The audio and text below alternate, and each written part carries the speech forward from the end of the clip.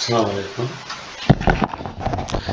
আজ- আজকে আমি দেখব কিভাবে ডিলিট করা হয়, এপিআই থেকে ডাটাগুলো ডিলিট করা হয়। আমরা আজকে সেই জিনিসটা দেখব জাভাস্ক্রিপ্টে। তো প্রথমে আমি এখানে দেখলাম একটা ফাংশন নিলাম, যেই আইডিটা ডিলিট করব ওই আইডিটাকে নিলাম। এখন দেখেন এখানে যে আমরা ডাটাটা ফেস করব, এখানে যে আইটেমটা ডিলিট করতে চাই সেই আইডিটা এখানে এইভাবে পাঠিয়ে দিতে হবে। যেভাবে আমরা 1 নম্বর আইডি সার্চ করি, 2 নম্বর আইডি সার্চ করি না, ওইটার একটা ভ্যালু চলে আসে, ওইভাবে আমরা এইভাবে এখানে পাঠাবো। তারপরে এখানে মেথড দেব ডিলিট, হেডার্স, কন্টেন্ট টাইপ, আমরা অ্যাপ্লিকেশন ডট জেসন, এগুলো ঠিক থাকবে।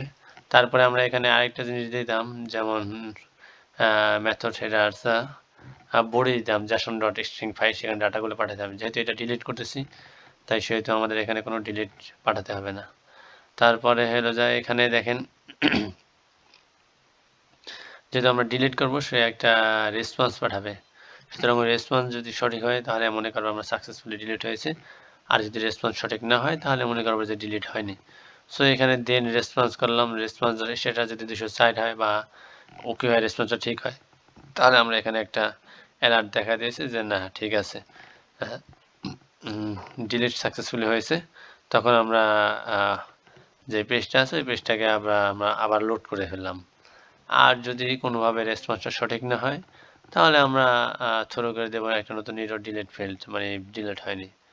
আর শেষে যেহেতু এখানে দেখেন আমরা রেসপন্সের পর ডাটাটা নিতাম, ডাটাটাকে আমরা প্রিন্ট করতাম। যেহেতু এখানে শুধু ডিলিট হচ্ছে, কোনো ডাটা প্রিন্ট হচ্ছে না, সেহেতু আমাদের এখানে শুধু ডিলিট করলে হয়ে যাবে।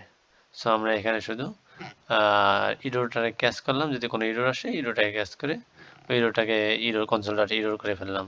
এখানে একটা জিনিস খেয়াল করবেন যে আমরা কিন্তু কনসোল ডট লগ না দিয়ে কনসোল ডট ইরোর দিই, এটা হলো ইরোর প্রিন্ট করার জন্য।